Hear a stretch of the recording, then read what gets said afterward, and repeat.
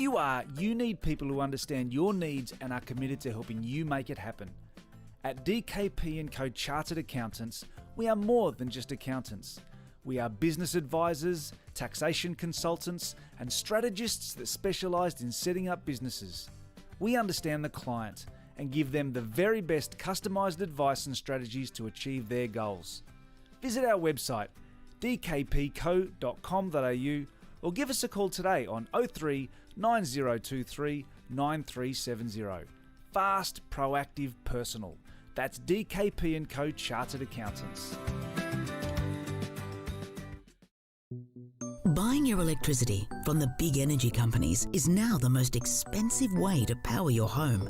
In fact, the average electricity bill in Australia has more than doubled in the last 15 years, but not for the ones who went solar. Unlike your electricity bill, the price of solar has actually come down, and there's also government rebates available. So what are you waiting for? Join the 2 million households already saving hundreds of dollars every year. See how much your roof could be making you at solarpowerco.com.au. Go solar and get $500 cash back with the Solar Power Co, Australia's most trusted solar brand. solarpowerco.com.au.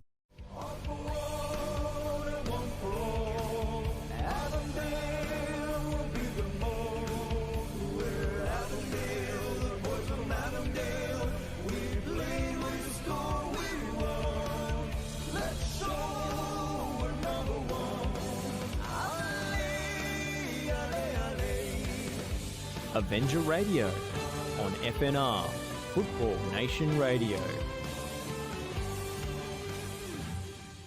Hello, everyone. Good evening and welcome to a special lockdown episode of Avenger Radio, your home of all things Avondale FC, coming to you live from the virtual studio on Football Nation Radio, FNR. My name is Bransen Gibson. I am joined via Zoom by FNR's Josh Parrish and Avondale's own MC Demitri. Good evening, gentlemen. How's it going? Yeah, you too, Josh. It's been a while, and I missed that beautiful voice of yours when we hear.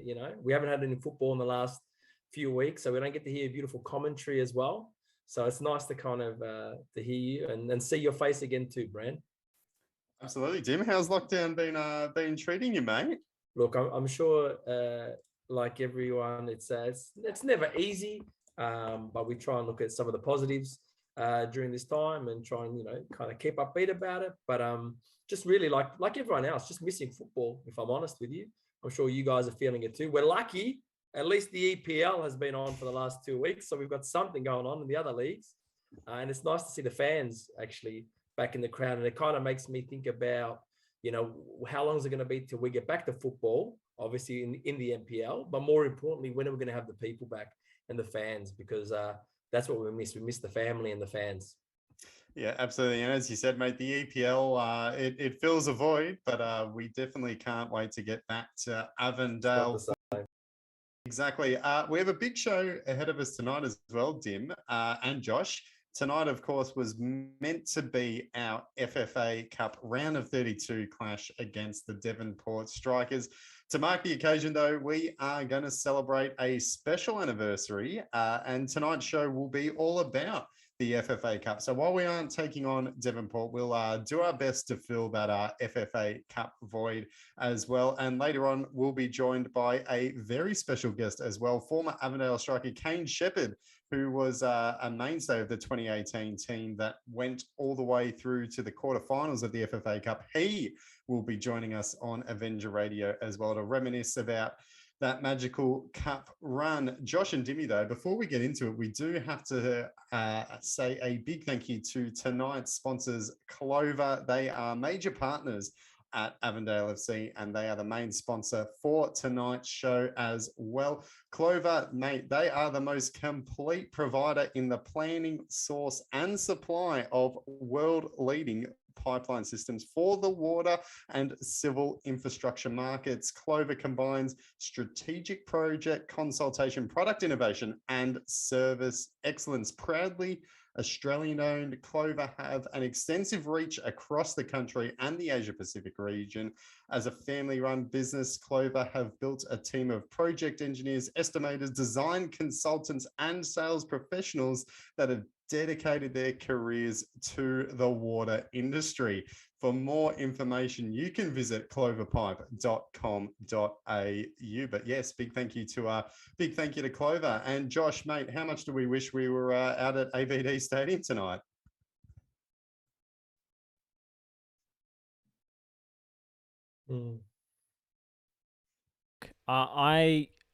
I think we will be back soon. Look, I'm staying optimistic because we spoke to Kaine Sheppard last Thursday on the program, and he was pretty positive about at least the top flight of NPL football continuing for as long as it needs to this year, because so many of the clubs have got access to their own facilities. So I was really heartened by that response from Kaine. He's still intending to have as much of the Victorian season played as possibly can be, and not throwing in the towel just yet. So I'm staying optimistic.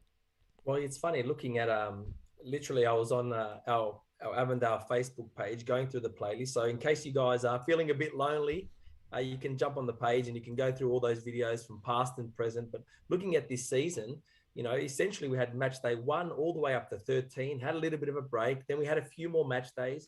So we've played a good chunk of games. So look, I know it's all, pending the health advice and all that kind of stuff, but essentially we're there. We're right at the end. We're at the final kind of turn.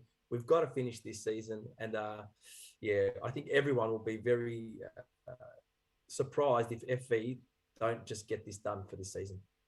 Yeah, it'll be interesting to see how it plays out. Hopefully there's good news just around the corner. We also heard the FFA Cup came out and said as well that they are committed to getting the tournament done as well. So that's very exciting news. And it fits in well with our theme tonight. Of course, we're going to be talking all about the FFA Cup. Gents, we've only just started, but we're actually going to take a very, very quick break. And when we come back, we are going to be joined by Kaine Sheppard, and he's going to be talking all things 2018 Avondale with us right after this very, very quick break. Buying your electricity from the big energy companies is now the most expensive way to power your home. In fact, the average electricity bill in Australia has more than doubled in the last 15 years, but not for the ones who went solar. Unlike your electricity bill, the price of solar has actually come down, and there's also government rebates available. So what are you waiting for? Join the 2 million households already saving hundreds of dollars every year. See how much your roof could be making you at solarpowerco.com.au. Go solar and get $500 cash back with the Solar Power Co, Australia's most trusted solar brand. solarpowerco.com.au.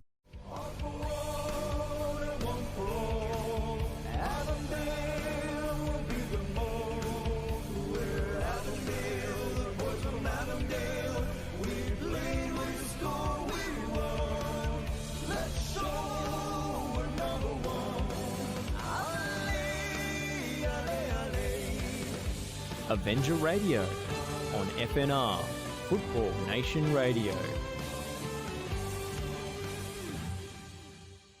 Hello, everyone. Welcome back to Avenger Radio. Mate, I said it was going to be a very quick break, Dimmy, and it was. We are back, and we are joined by former Avondale player Kaine Sheppard. Good evening, Kaine. How's it going? Good, guys. Thanks for having me on. Look forward to be on the radio show. I think it's the first time for me. It is indeed your first time on Avenger Radio. Thanks for joining us. We're looking forward to having you on, mate. Tonight's episode is all about the FFA Cup. You, of course, were with Avondale in 2018. What a year that was. We went on a magical cup run all the way through to the quarterfinal. Tonight, as we said, was meant to be the night we were meant to face Devonport Strikers in the round of 32. Funnily enough as well, over the weekend on Saturday, it was 3 years to the day that we actually played Devonport in 2018. Kaine, you were part of the team in that game. It was a 4-1 win over Devonport. You scored the opener, in fact. What do you remember from that night and from that cup run? I remember the game very well, actually. I remember my goal. It was Typical striker. Straight into the bottom corner, and then from there we had a pretty good win. That game was at Hume's ground, which is good. But that year, 2018, it seems like a while ago now. But that was not just the cup run for us, but even the season was very good and very enjoyable, and always more enjoyable when you score a few goals in there as well. You know, when you were on the field that day, Kaine, against Devonport, right? And we went a few goals up. Did you sense at the time like that Devonport were like, you know what, maybe Avondale's, too good for us today? Was it a kind of vibe of that, or was it, being an FFA Cup, was it a little bit more like, no, we're still in this, we got this? Yeah, 100%. Cup games are always fun. Doesn't matter whether you're 1-0 up, 2-0 up. The teams, if you're playing someone from interstate, firstly they really enjoy the trips wherever you go. We've had a few of those, but they always believe that they can, win and come back. But for me that year, we were just really good, and we were just confident in everything we were doing. In every game we were playing, we just believed that we were going to win. Devonport were good because I remember the game, and they came full of energy. And I'm pretty sure like first 10, 15, they were right in it as well. And then luckily I managed to come up with the first goal, and then we went on from there. Yeah, just recapping the game quickly. You did score the first goal in the 20th minute. Ross Archibald made it 2-0 on the 36-minute mark. Devonport got one back just before half-time, but Elvis Camsover and Jonathan Germano scored late on to clinch the victory. That was our round of 16 game. Round of 32, going back before that, we took on Marconi Stallions again at ABD Stadium, the home of Hume. And again, Kaine, it was you who scored the opener. 2 minutes in, it only took you about 90 seconds to start the FFA Cup off with a bang. Talk us through that goal, because it was pretty darn nice, mate. Yeah, I have to give a shout out to Jimmy, because he'll never forgive me if I don't, because he had a shot, cross, pass, whatever you want to call it, and it just happened to find me. And everyone tells me that I didn't mean the touch, but I'm still sticking to my word that I meant it. And it just went perfectly over his head. And yeah, to be honest, until I watched the replay, I couldn't actually remember the second touch. So I had the first touch over his head, and then I had the outside of the foot. I don't even remember doing that one. It wasn't until I watched it after that I realised. But all those games were just, yeah, they're so good. We're playing against interstate teams and being on TV or whatever, and all that stuff, and making it through each round is pretty exciting. And the celebrations and stuff, all really good. I have one question. Did Elvis, I can't remember, but did he do his backflip when he scored? Against Devonport? Yes, he did. Yeah, 100%. Oh, he didn't always do it. There was one game he didn't do it. Why? Why didn't he do it, you reckon? Because he scored like 3 already. He's already done 3 back. He's too tired.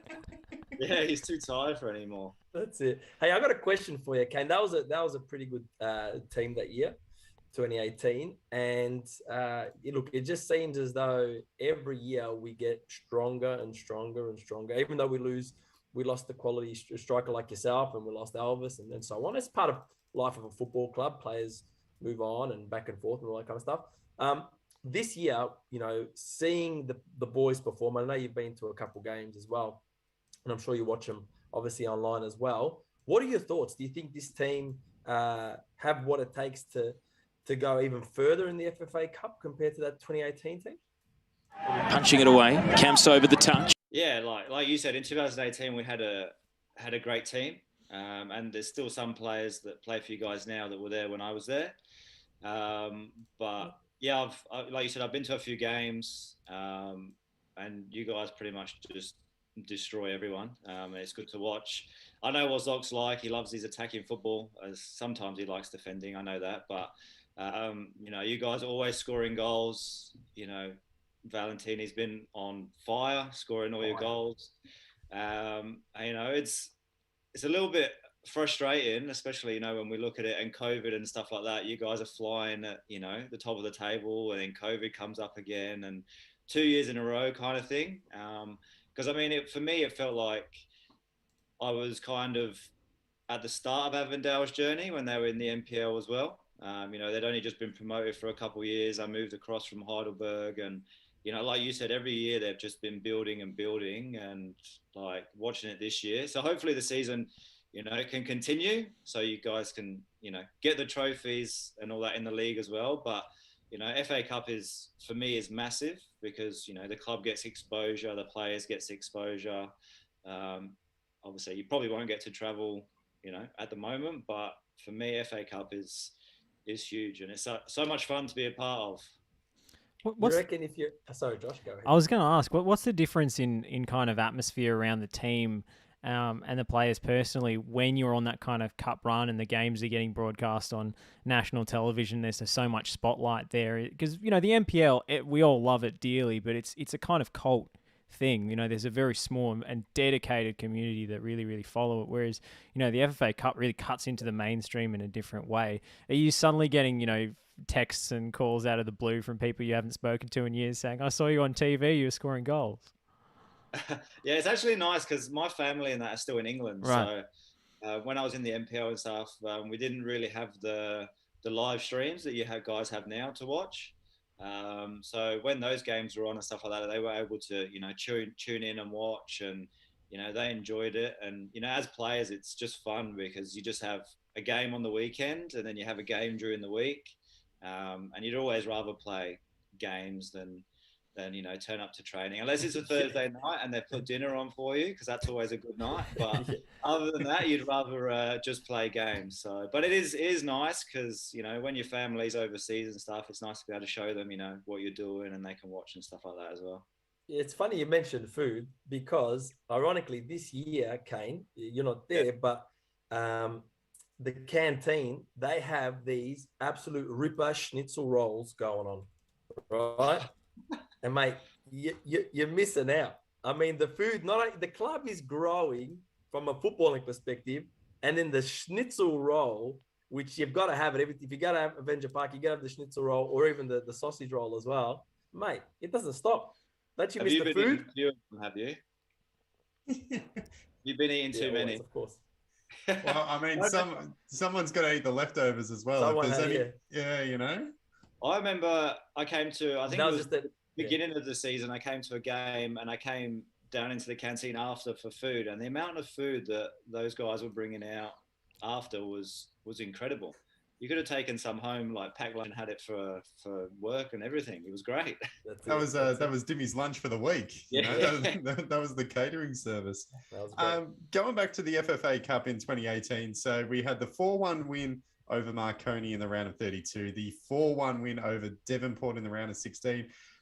We took on Sydney FC in the quarterfinal as well. Unfortunately, lost that one 4-2. That was a crazy game as well. We were 2-0 down. Then Liam Boland scored twice in 4 minutes to tie it up. Game went to extra time. Unfortunately, Sydney ran over the top of us. But what was that game like, coming up against the powerhouse that is Sydney FC, and then those 2 goals in 5 minutes to level it up? What was that experience like as well? Yeah, that was probably a special game for me. I didn't start. Zoc put me on the bench, but that was purely for the fact that I just signed for the Jets in the A-League, so I'd only just returned from training with them.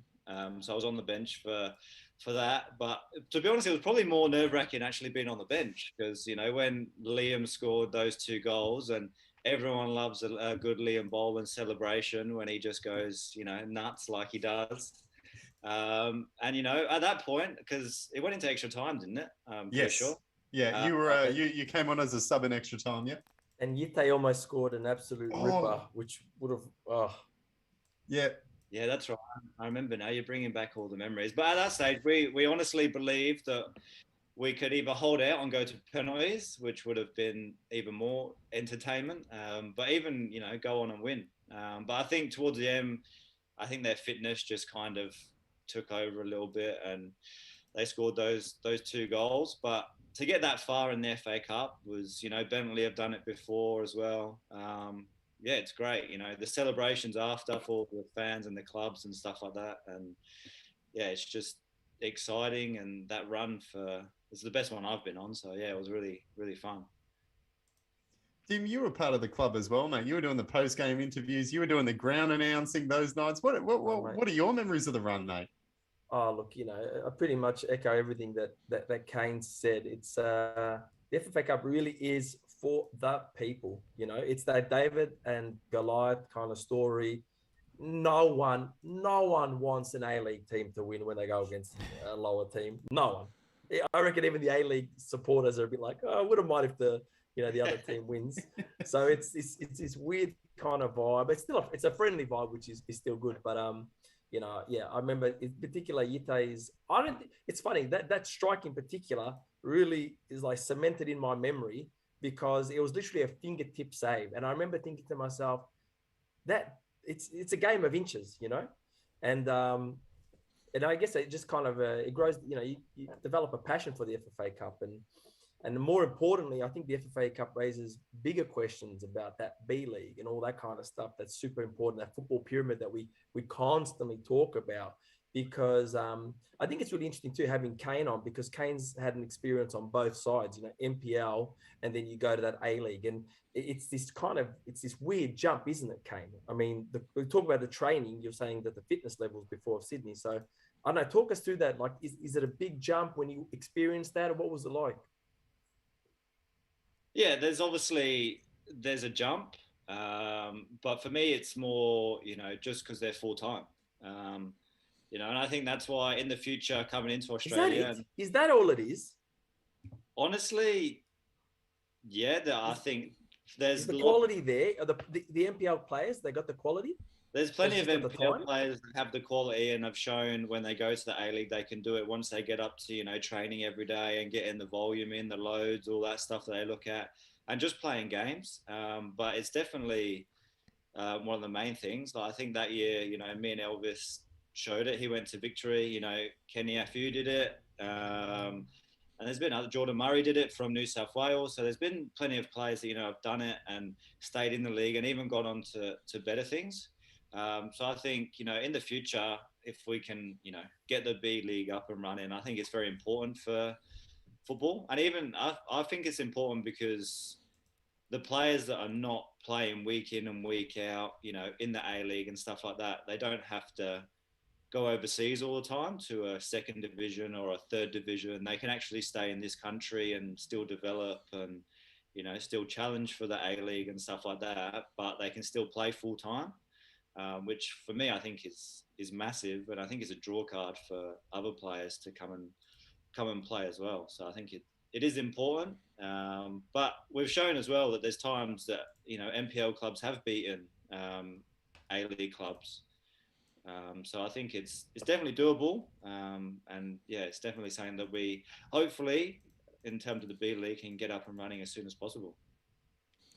One thing I noticed in that, watching those highlights back of the Sydney game, is just how hard Milos Ninkovic celebrates when he finally scores in extra time to make it 3-2. It's such a relief on his face because they were in a battle there. Like, that game was end to end, very even for pretty much 90 minutes, and even 120.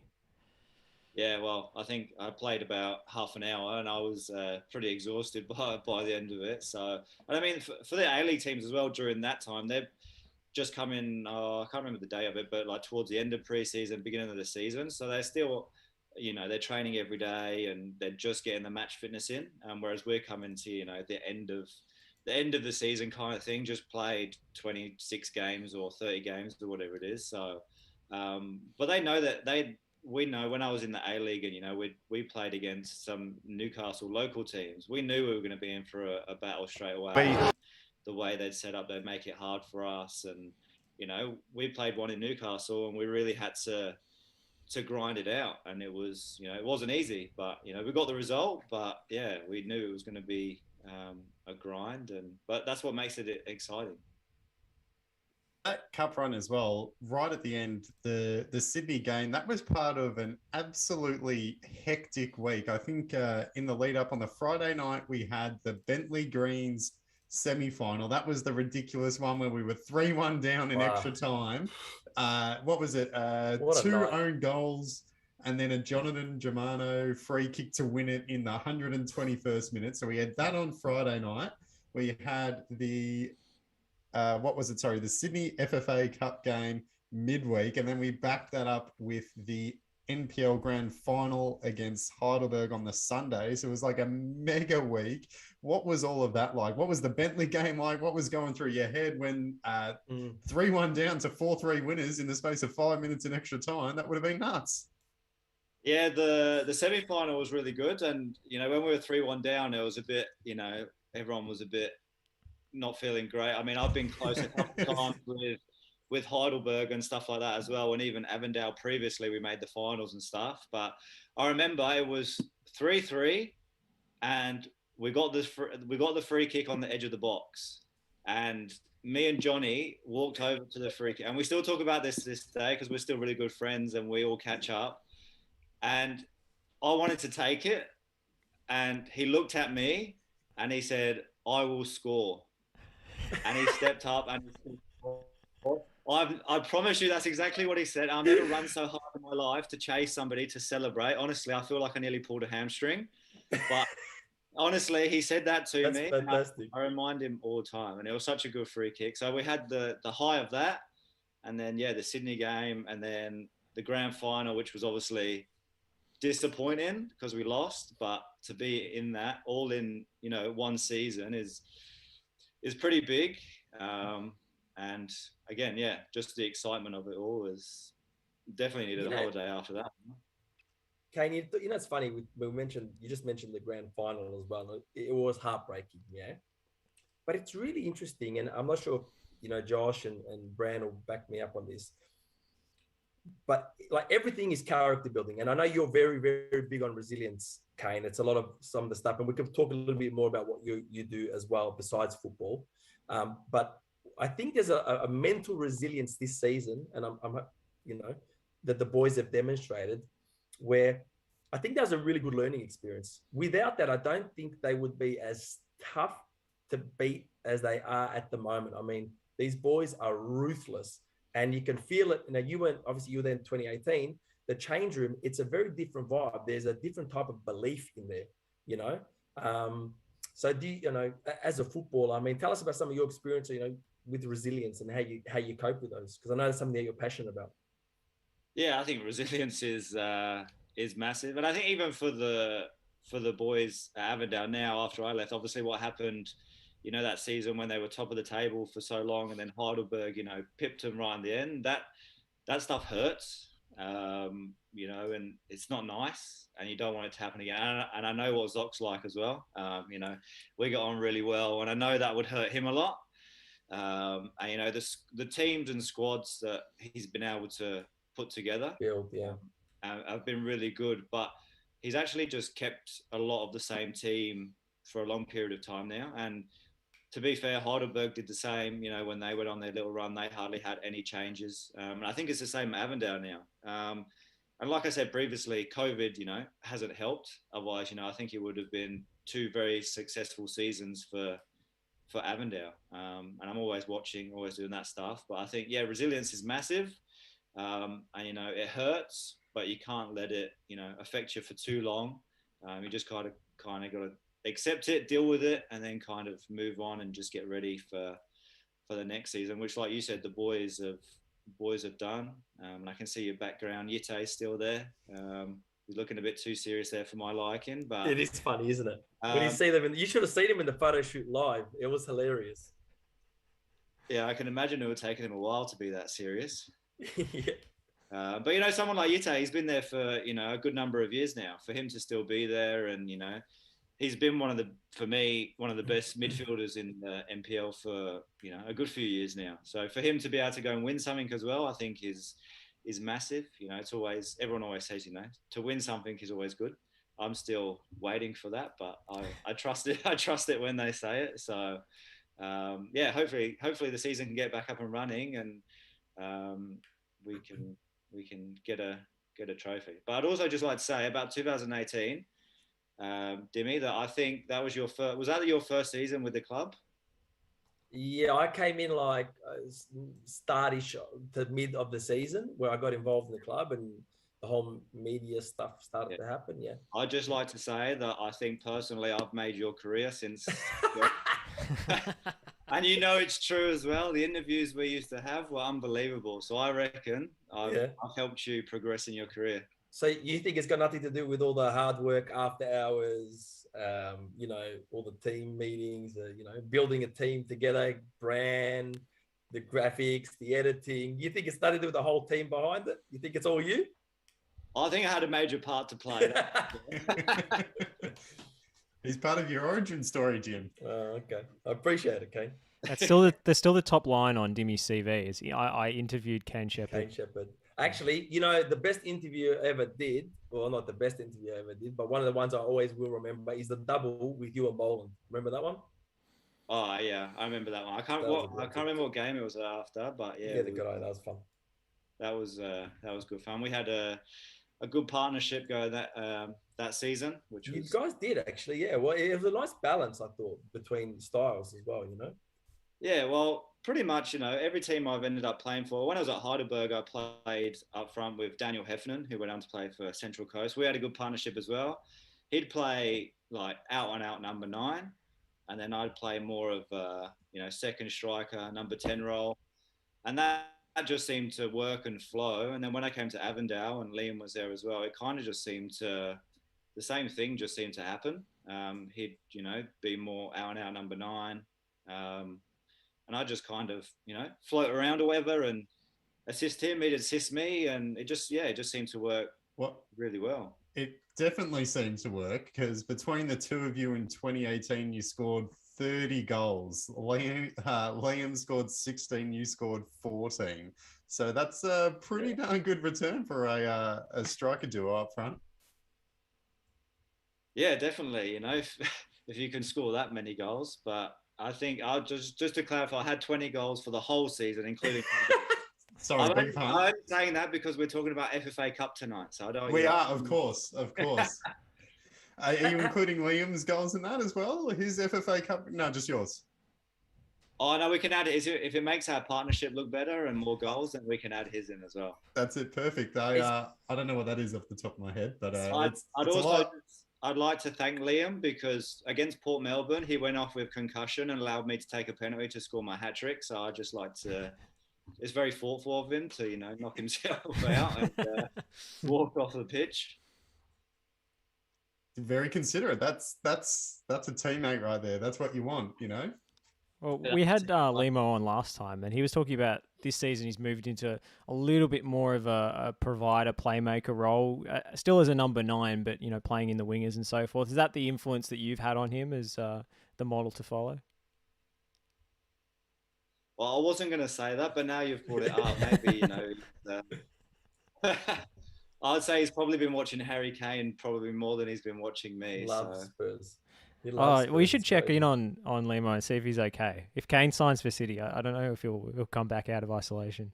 Well, what did Tottenham do? They beat Man City on the opening day and then backed it up with the Conference League loss to the Portuguese side that no one's ever heard of. Yeah, well, I'm a Tottenham fan as well. Oh, sorry. But I'm very much aware that they are very, hit and miss. And you know what? Yeah. You guys are going to do way better than people expect this season. 100%. You know why? I actually think it'll be better if Kane leaves. Get that off your back, right? Just let Nuno work with quality players. Take away that pressure. You have the 3, one of the fastest front 3, and people are still writing you off. I'm like, how are you not still putting them in top 4 contention? I think you guys are going to surprise people. Well, I hope so. You make it sound very convincing, but we always start well, and then it gets to the end of the season, and it kind of just goes downhill. But maybe this is the year. But Liam will know more than what I do. I'm not as I support Tottenham, but I'm not like a mad Tottenham fan like Liam is. He's a bit, crazy, isn't he? Well, he's got a shrine to Harry Kane in his bedroom, as we discovered last time. So. I have a story about Liam if you'd like to hear it. Oh, please. Is he still doing his gaming? I think Dylan is the biggest gamer in the team. Is he? That's well, what I thought. Years back when I first went. Well, they actually work together now, so there you go. Yeah, I went to Newcastle, and my housemate was Mitch Austin, and he loves his games and that as well. And he knew that I played for Avondale, and he was playing. I can't remember what game he was playing, but he called me into his room. And he was like, "Oh, look, your old teammate's on," and it was Liam, and I was like, "Oh, cool, whatever." Like, said hello, donated him some, I don't know, coins or whatever. He was pretty happy with that. He didn't even know it was me, but I gave him some coins or whatever, and he was happy. And then we went to bed. We woke up the next morning, and then Mitch logged in again to his account. Liam was still online. Oh, he was still online, and he said to everyone, "Just give me 1 hour. I'm going to get breakfast and I'll be back." And he just played the whole way through. That's endurance. That's good. What was he playing? I tried to get my coins back, but he wouldn't let me have them. What were you playing? What was he playing? FIFA for sure. I don't know what it was actually. Can't remember. It was a few years ago. I just remember that story that he was playing all night. Yeah, wow. There you go. And maybe when he listens to this and he realizes I gave him some coins, he can message and say thank you, because he still hasn't said thanks. That's not, cool. Hopefully he does. That'd be nice. That'd be very friendly of him to do so. Kaine, we want to ask you about some of the stuff that you do off the pitch as well with the KS Foundation. What can you tell us about that? Yeah, so I started the KS Foundation when I moved to Newcastle. We have people come in from the PFA and stuff like that, and they just like look at different interests away from football. Because it's good to take your mind away from football sometimes because you're there every day. And yeah, I just started looking into the charity kind of stuff, and just maybe I could do some volunteering. And I started reaching out to a few people and companies and stuff like that, but they just seem to take forever to like get back to me and that kind of thing. So in the end, I just decided to start my own thing. My brother has autism. He's based in England. He's my number one fan. I was going to put my Avondale shirt on tonight because I thought it would have been cool, but he's actually got it in England, and he's got it in a big frame, and he's got it on his wall. That's cool. I couldn't put it on. So I just started there. We started off doing some sensory rooms, which is essentially like a corporate box.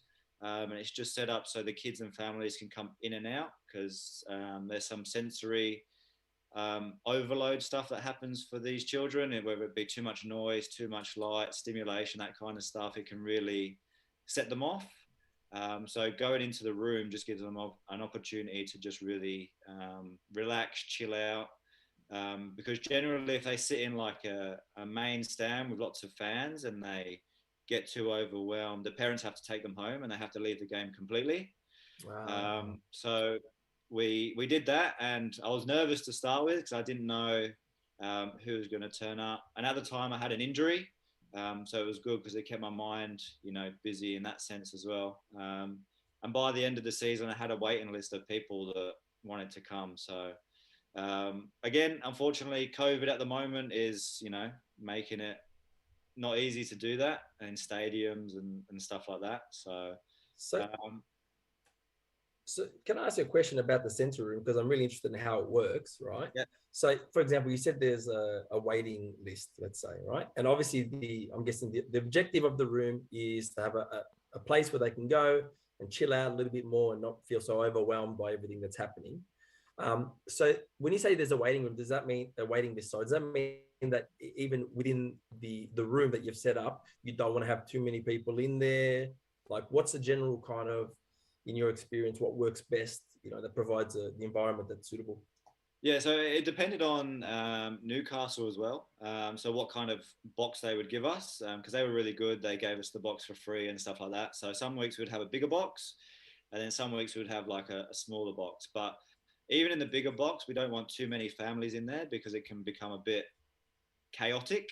and we want them to enjoy the experience. Again, we were really lucky because we had lots of volunteers that would just message us and say, I want to help out. So they would pretty much come and look after the kids, and we'd set up like Lego stations that have TP tents, coloring books, headphones, just stuff to like really chill them out. And then the parents were able to go and actually watch the game. And the parents, were having a glass of wine, a glass of beer, and they were able to go to the football as a whole family, which they haven't been able to do. But you create like social stories and stuff for the kids as well. So before they come, you email it to them so they know what kind of is happening. Just so they have a bit of familiarity. I can't even say that word. Familiarity. Yeah, so they know what's happening. And then when they come into the room, first time was a bit nervous, and some of them didn't go outside. And then a couple of families were lucky enough to come back again. And the kids would go outside and watch games and cheer and do all that stuff, which was really exciting. I had a couple mums crying on me because they just, were so overwhelmed that, they love their sport. And I still feel like there's a bit of, stigma around autism or just disability in general. But when you get to know them, they have amazing minds.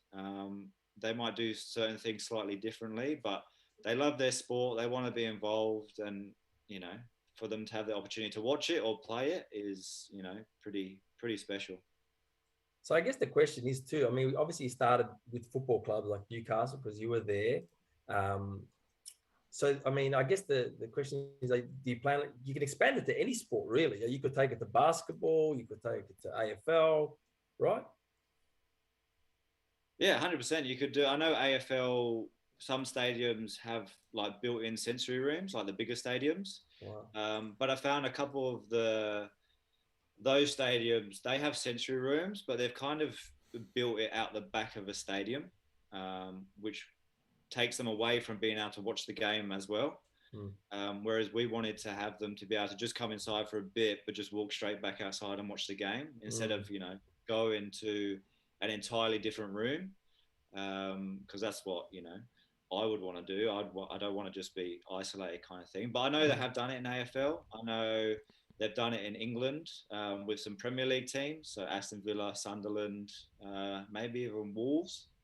And there's a guy over there that does it, and he actually gets them to, build it in their stadiums and stuff like that as well. Wow. So there is, loads of people out there that done it. We were lucky enough to do one with Melbourne City, which went really well, and we did one with the Matildas as well, which was huge. The tickets for that sold out in like 1 hour, and that was huge. And then more recently we started a football program with Fitzroy Football Club, which are State League One, their senior men's team. So we just partnered up on every Thursday. We were putting on like a session, and then they would put food on for them and stuff like that as well. But again, COVID, makes it, not so easy. But you can expand it to any sport, as long as they're having fun and all that stuff. That's the main thing. Well, I mean, it's fantastic to hear like a State League One club getting on board, because you'd think that sort of facilities would be a barrier for clubs at that level to actually set up that kind of thing. But apparently, if you're resourceful enough. Yeah, 100%. They've got a good little setup there, and you know what? It's actually sometimes not even just the club. It's actually the councils, where you actually need to get approval and time slots and things like that, which makes it again not so easy, because if it was us, we could just go, yeah, let's do it this time, let's do this and that, but you have to get the approval first. But they've got a great little setup, and it's not really until I started doing it you realize how many families are actually affected by it, whether it's one child, 3 children, and even going to Fitzroy, people coming up, oh, my brother's sister's son has autism, and I know what it is and stuff like that. So it's quite overwhelming in that sense as well, but it's nice that they feel comfortable enough to come out and speak about it, because I still feel again, it's people find it hard to talk about it and be comfortable talking about it, which I feel they should be. I guess it's just, you know what it is? It's like everything in life. The more you're exposed to it and the more you become educated on any particular topic, you know, the more you can develop an empathy for it and kind of challenge yourself and go, okay, cool. Well, you know, we should do this or we should do that. So I think it's just about education in the end, isn't it, really? Yeah, I think so. Kaine, one final question before we wrap things up. What are things looking like for you in the future? Do you see a return to Avondale on the cards at all, mate? If Dimi's still there, I'm not too sure. We still haven't said Hey, for, I'll be part of the contract to get you there. Don't worry. It's like you're only going to come back if I'm there. I think I'll only come back if I get to be your assistant. Ooh. But to be honest, I'm still, you know, just everything that's happening with COVID and lockdowns and stuff like that. It's, again, you know, it's hard just, you know, flying places and training and doing all that stuff because obviously, as you guys know, we're locked down and have been for a long time now. But you know, I'm training, I'm staying fit. I'm still looking at opportunities, whether that's, you know, back in the A-League or overseas. Unfortunately, I'm not looking at NPL at the moment, but, you know, in the future, you know, things can always change. But honestly, hopefully things can sort themselves out. The B-League can also get itself up and running because that's always, you know, exciting as well. But yeah, in the meantime, just stay fit and do what I can do. That's it. Sounds good. Well, mate, thank you very, very much for joining us on Avenger Radio. It's been great to have you. It's been great to talk to you as well and relive some of those great 2018 FFA Cup moments. No, thanks for having me on. Yeah, like you said, it's always good to relive those memories and share stories. And I look forward to being invited back on for part 2 in the future. Absolutely. Yeah, definitely. We'll make sure to have you back on. Maybe we'll get Liam Boland on the same show as well. That could be an interesting one. It might be. Well, we'll have to see what happens. But all the best in the future as well, and hopefully we can see you back at Avenger Park in the near term. Maybe for a schnitzel roll with Dimi, and then, as you said, down the road in a few years, maybe back on the pitch. We'll see what happens there. But thanks very much for joining us on Avenger Radio. Thanks for having me, guys, and all the best. Thanks, mate. Josh, Dimi, we're going to take a quick break, but we are going to talk more FFA Cup after this. We're going to talk about our current fixtures, our 2021 games, and have a look at how we got to the national stage this season.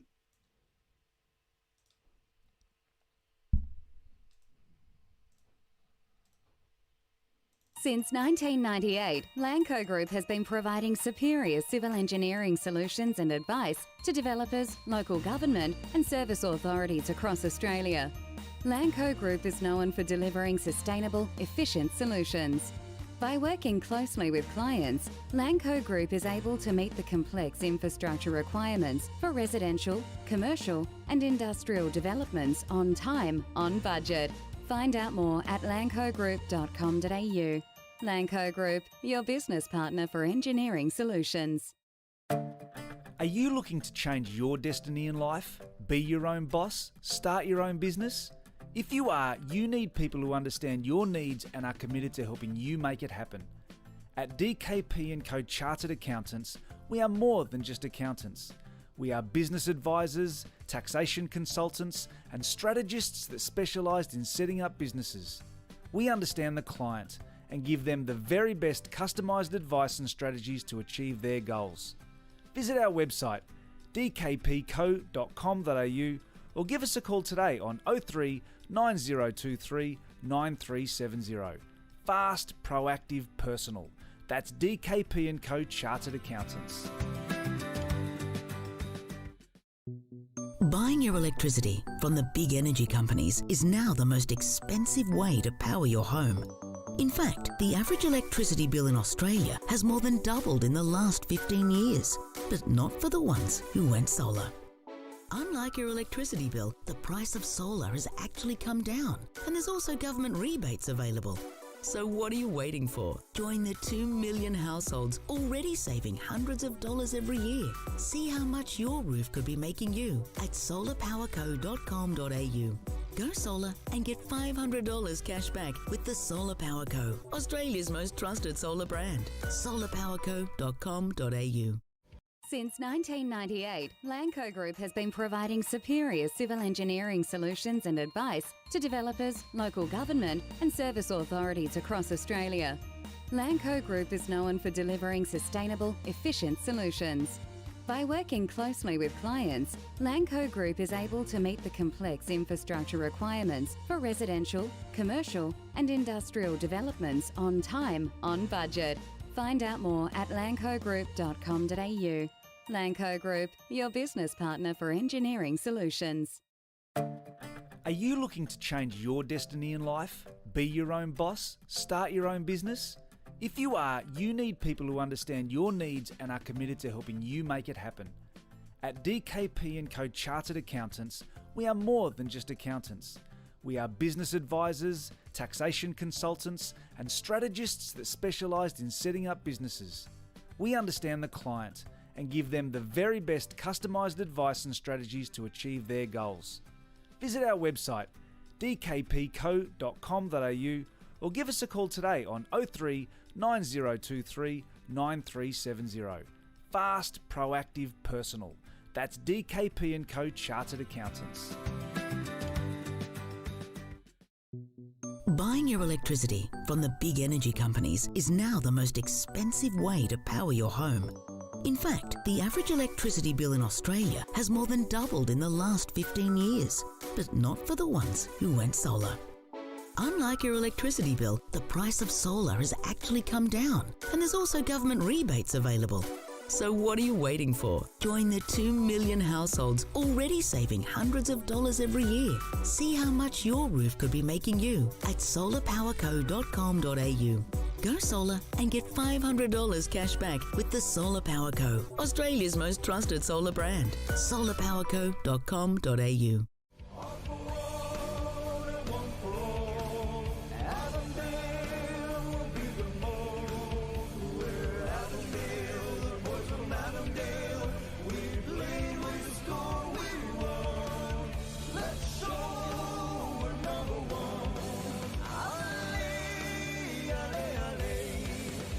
Avenger Radio on FNR, Football Nation Radio.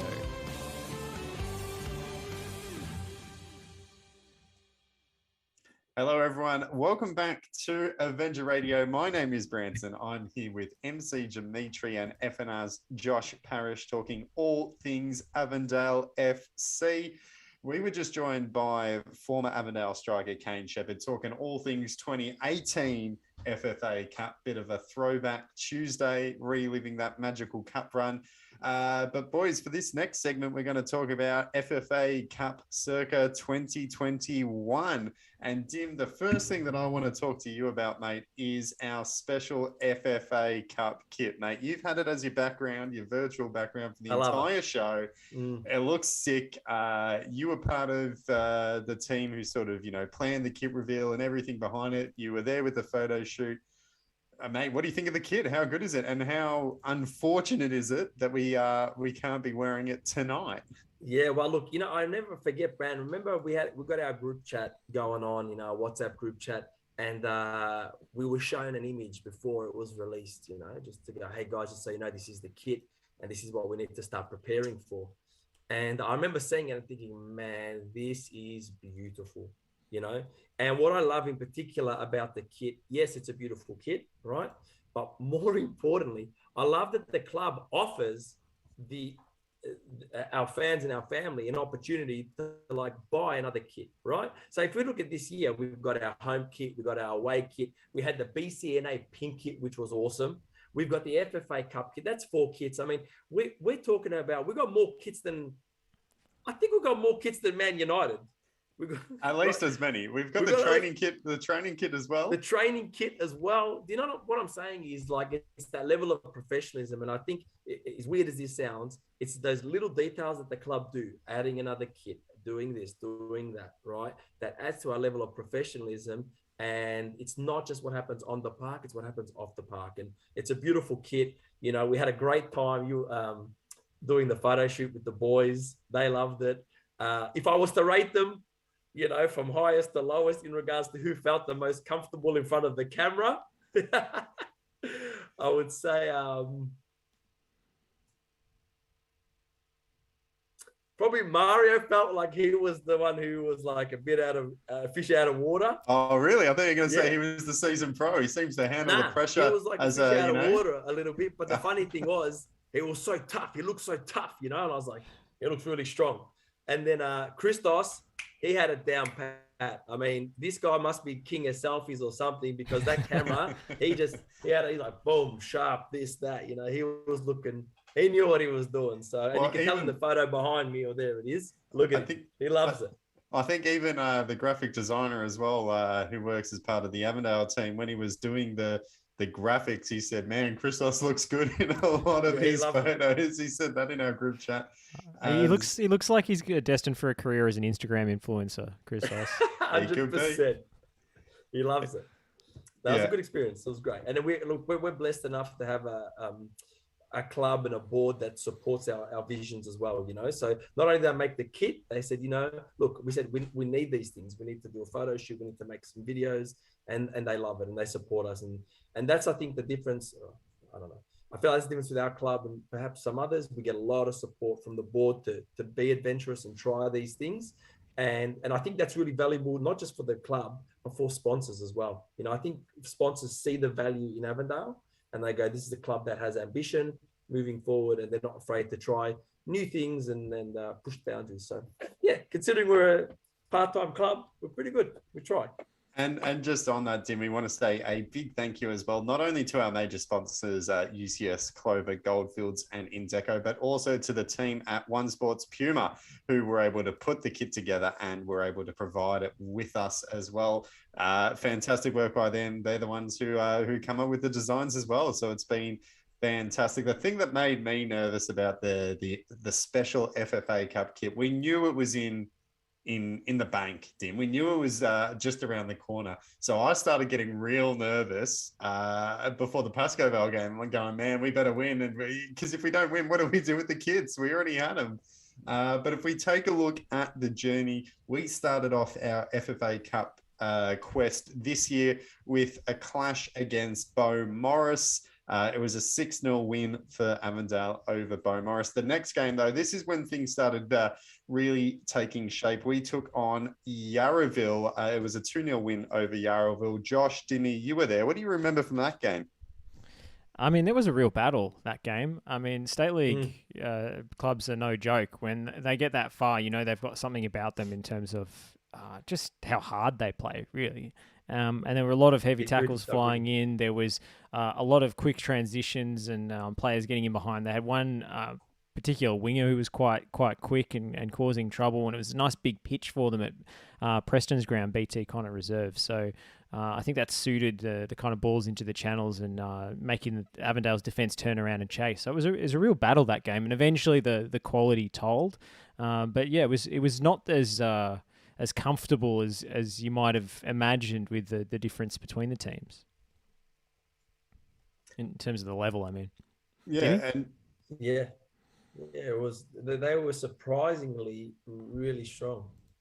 Not surprisingly, just there were a few moments where they could have won it, if we're honest.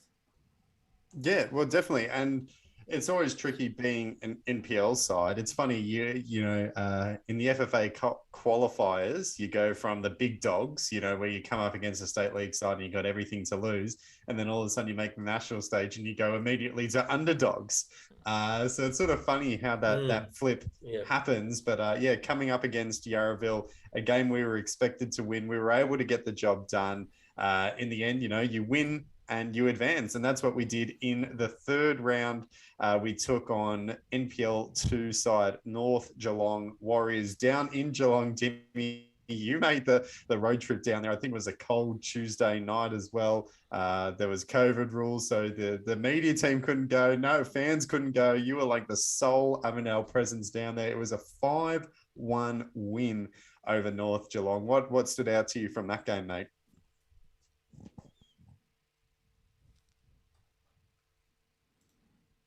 So I think you just cut out a little bit there, Brand, but I'm guessing you asked me about North Geelong. Is that Yeah, right? yeah. Sorry, that might have been my famous. No, I think it was Dimmy that time, actually. No, Oh, it could be mine. wow. You're off the hook. Yeah, so North Geelong, Dim, tell us about it. What do you remember No, that from was that me. night? That was 100% me. Look, I remember thinking to myself, actually, that was a tricky night too, because we had the whole COVID restrictions going on. So we pretty much couldn't have any fans there from Avondale. So it's just North Geelong. So I remember thinking before we got there, this is going to be interesting because North Geelong, a big club, beautiful history, beautiful passion. And I thought to myself, you know what? If the crowd gets behind them, it could be a bit tricky. But again, probably reinforcing what Josh was saying, the quality in Avondale was just really too strong. And I mean, literally from the get-go, the first minute, the boys were on fire. And it honestly didn't look for a second that the game was going to go any other way. So it was a very, very dominant performance. But still, again, FFA Cup, we love it, right? You know what I liked about this game is I learnt a new rule. Did not know that the keeper wasn't allowed to drop the ball and pick it back up again, but the referee did. And we got one of the my all-time favourite things is an indirect free kick inside the box, which Joey Catavia lashed into the top corner. Yeah, that's right. That was fantastic. And I remember because we were talking to Zoc about that as well when he was on the show on Avenger Radio a couple of weeks ago, Josh. And I think he said it wasn't the referee, it was the linesman. It was the linesman who knew the rule because the goalkeeper went to throw it, released it, and then picked it straight back up. It was funny because it came straight after an appeal for a back pass. Yeah. Yes. And it was weird, not the whole given. thing. The back pass was not given as a back pass when the keeper picked it up. It was sort of in that grey area where it could be just sort of a tackle or an interception back to the keeper, or it could be an intentional pass. And then the keeper went out to throw it, and one of the Avondale strikers was running backwards away from him and kind of unintentionally got in his way. So he screwed up the throw and kind of hooked it around and dropped it at his own feet and picked it up again. And it's no can do, apparently. And I remember we were like, oh, when you make the cheers from the side, because we all kind of knew it wasn't quite right. It didn't look right, but we couldn't quite put your finger on which rule he'd broken. Yeah, rule 705 or whatever. Yeah. Or as a fan, it's one of those ones where you just appeal for it. You go, oh, yeah, sure. And then it's given. You're like, oh, great, cool. Yeah, knew it, never in doubt. But that was a fantastic win, 5-1. That led us to the final FFA Cup qualifying game, taking on Pascoe Vale. That was a big night, gents. We were there as well. Man, I still remember the pressure, the anticipation, the excitement going into this one, knowing that we're so close to getting to the national stage. Of course, we made it in 2018, missed out in 2019. The whole competition got cancelled in 2020. So you're like, here we go. We're so close. And we're able to get the job done. A 4-1 win over Pascoe Vale. And geez, that was another good performance as well. Yeah, look, the thing about that game too, Brad, I think what made it a bit interesting or tricky was the fact that it was against Paco, and Paco were doing and still are doing quite well, just the league below. So it was that little bit of like, it was definitely a little bit more scarier because they had a bit of form going in as well. So I think it was like it's a bit unknown. So that's what definitely. Well, some of all those other preliminary games were sort of heavily in our favour, I guess you would say. Bo Morris State League side, Yarraville State League, North Geelong NPL 2, but at the time I think they were on the bottom of the NPL 2 table. They just sacked their manager as well, so they weren't necessarily in red hot form. But yeah, Pascoe Vale, as you said, they currently sit second on the NPL 2 table. So a cup set was definitely in play. But Josh, you were doing the commentary from this game. What did you? I wasn't actually. Oh, weren't you? I was in Canberra. That was Lockie Flanagan. Oh, sorry, mate. I've got my FNR producers mixed up. Oh dear, my apologies, mate. Sorry, Josh. No, it was a great game to watch. I watched it from Canberra on the live stream, and Paco. They are an entertaining attacking team, and I'm not sure that served them particularly well in this fixture, because this is the kind of game against higher league opposition that you have to really dig in and defend, but that's not really in the Paco DNA, not in this particular side. So the style of play that suits them very well in NPL2, and they have been doing well this season, maybe didn't click as well against Avondale, who just sort of beat them at their own game. That's how I felt the game went. Yeah, definitely. And I think I got my Pascoe Vale Port Melbourne games mixed up. Yes, I was doing the commentary for the Port Melbourne game. Yeah, the Doherty Cup semi-final. I go, sorry, mate. But yeah, the FFA Cup, we're back in the round of 32. We spoke about it a little bit at the start of the show. We can talk about it a little bit more now, but we have heard some strong words come out of Football Australia, the FFA Cup as well. They are committed, they've said, to getting this tournament done, which is fantastic news. Obviously, the COVID situation in Melbourne and in New South Wales and across the country makes it, incredibly difficult to travel. So it makes it really tough to see how the competition will go ahead. And of course, it would just be super easy for them to put it in the too hard basket and cancel the whole thing. But we have seen the FFA Cup come out and say that they will do everything in their power to make sure that the tournament goes ahead. And Josh, I mean, it's really challenging because some of the teams involved, of course, by definition, are not professional teams. So to negotiate that with government and make an exception for this when it's not quote unquote professional sport is going to be a kind of an interesting examination of the restrictions. I think in New South Wales particularly, it's going to be tough. And with the travel restrictions, it's going to be tough to get those teams, with players who have day jobs and are potentially still working from home, or, if they are, essential workers still working as per normal, to get them to go into state and then potentially have 24 days of quarantine each way. If they're going to play the game that way. There's a lot of logistical headaches, especially for New South Wales, whose situation is obviously a lot more serious. But, I mean, that's where FFA has to come in and sort of go into bat for this competition and for football and press home the importance of this competition, whether it's played behind closed doors or not. Hypothetical for you, Josh. Right? FFA Cup goes ahead, but Sydney teams gone, let's say, because it's just impossible based on the situation there, right? What are your thoughts? Do you keep going? Did they say every state's good to go except for Sydney? They can't do it. What do you do in that situation?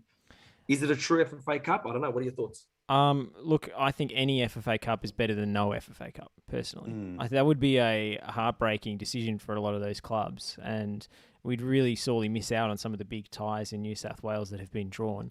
But they have regionalised it already, so that makes doing that a lot easier because the draw is already done, and all the New South Wales teams are playing against each other, of course. So you could just remove that leg of the competition if you absolutely had to. And I would prefer to do that than cancel the competition entirely if it came down to it. And whether it's a true FFA Cup or not, I mean, you could argue that all COVID-era sport has an asterisk on it. I know I'm going to trigger a bunch of Liverpool fans if I say that, but, it does. It's different. If you're not playing in front of fans, if all sorts of different ways it affects the teams involved, you can't separate sport from the moment we're living in at the moment. So whether it's a true FFA Cup or not, I mean, this is obviously a hypothetical, but I would do it if I had to, if I was in charge.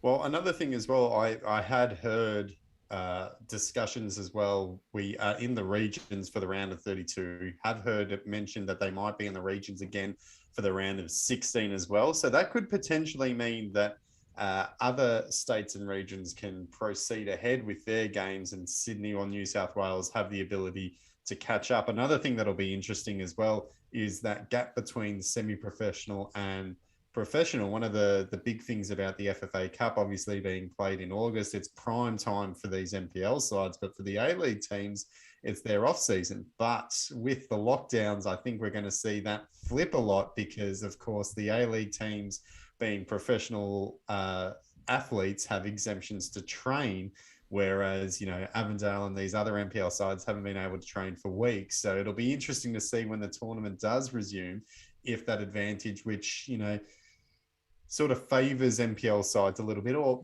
maybe not favours NPL sides, maybe balances the playing field a little bit, whether or not that still exists or whether that remains at all, Josh.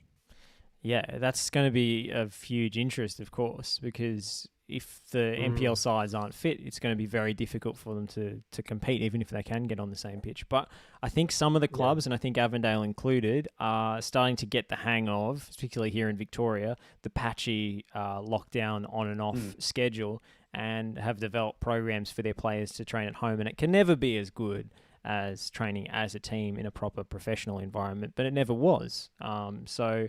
That Avondale are, I think, one of the clubs trying to combat that shortfall. Yeah, definitely. Fingers crossed as well. Obviously, tonight was meant to be our round of 32 game against Devonport. Unfortunately, that has not gone ahead. Hopefully, it can go ahead soon. We haven't got any confirmed dates or anything locked in at the moment, but I'm excited for this fixture. I'm excited to be back on the national stage. Would have liked maybe a sneaky away trip to Devonport. Tim, what do you think? That would be the only thing. If they want to move the whole thing down to Tassie, I'm on board. Let's go. Get us on a plane. Devonport away. Yeah, it would be fun, wouldn't it? Definitely something that I think. Look, I don't even need a plane trip. I just want to do a bus trip. Give me a bus to Tassie. Not to Tassie. I mean, as in in FFA Cup in general. Like whichever team you play. I want to feel like we're on the bus as if we're in England. You're going from Leeds. You're going to Manchester. You drive the bus onto the ferry, and then going to London. Then you get a bus trip to Tassie. You could do that. Onto the Spirit. Yeah, that's true. At Devonport, that's true. You could actually do that. How good would that be? Imagine Avenger Radio live from the back row of the bus on the way to the FFA Cup. That'd be an outside broadcast logistical challenge, I reckon. There, Josh. I wonder what the Spirit of Tasmania's Wi-Fi signal is like. I'm sure it's great. Look, it's probably better than our signal we're getting from our homes right now. Anyway, with NBN, it's better than Bransen's. Yeah. Yeah, absolutely. Gents, we are pretty much at an end of tonight's episode. Of course, we were talking all things FFA Cup. While we didn't have a game tonight to talk about, it was great to talk about 2018, and even going back and watching some of those highlights, it really is great to relive some of those moments. Some of the goals, Kaine's first goal against Marconi as well, he sort of undersold it a little bit, but it's just fantastic. And then even against Sydney, Boland's 2 goals in 4 minutes. Josh, you mentioned as well, it was Ninkovic and Adam Lafondra who scored the 2 goals for Sydney as well. That's who they had to rely on to get past Avondale, and you could see what it meant to them as well. But 2018, it was just a fantastic cup run, and hopefully we get to embark on a similar cup run again this year, Dimmy. Crossing fingers, crossing toes. Absolutely. Gents, though, that does pretty much bring us to an end. MC Demitri, thank you very much for joining us on Avenger Radio, mate. Hopefully we can have you on again sometime soon. Thank you, Brandon. Appreciate it. Thank you, Josh. Thanks, Demi. Thanks, Bransen. And Josh, just very quickly, while we are still in lockdown with Avenger Radio, it looks like we are going to go to a fortnightly schedule. So that means we won't do a show next week, but we will be back in 2 weeks' time to talk all things Avondale FC. Hopefully by that stage as well, we have an update on the return to football situation, but we'll be back in 2 weeks to talk all things Avondale. But in the meantime, to everyone listening, thank you very much for tuning in and stay safe. We'll see you soon. Thanks for that.